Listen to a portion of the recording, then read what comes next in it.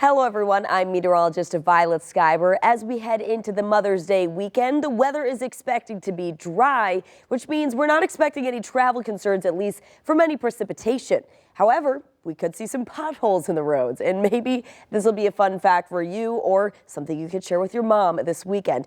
Let's talk about how potholes form, just in case if you didn't know or you want to share with someone about how they form. So water seeps in through the cracks in the pavement, which is collected underneath, softening the road base. And here we have the pavement surface. There's a rock base underneath. And then under that, we have some soil. So once the water begins to seep through those cracks, it collects underneath.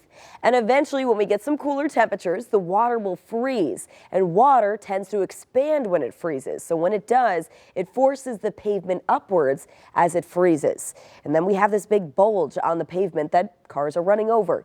And when it does, the traffic actually adds extra stress on the pavement that's already weakened. So it will cause even more damage on the roads. Once we get some drier weather, the water underneath that was ice is now going to melt, and eventually that water will dissipate, leaving a hole underneath the pavement. And we already have this weakened and stressed pavement. That's going to collapse and form a hole as we go pretty much running over with these tires. So the weight of the passing vehicles causes the road surface to collapse, and then we have this pothole formed. And it gets worse and worse the more cars that go over it. So once this pothole is formed, it's going to get worse and worse. And that's just a heads up. If you are heading out for Mother's Day weekend, watch out for those potholes just in case. If you didn't know how they were formed, maybe you could share this with mom or anyone else you knew.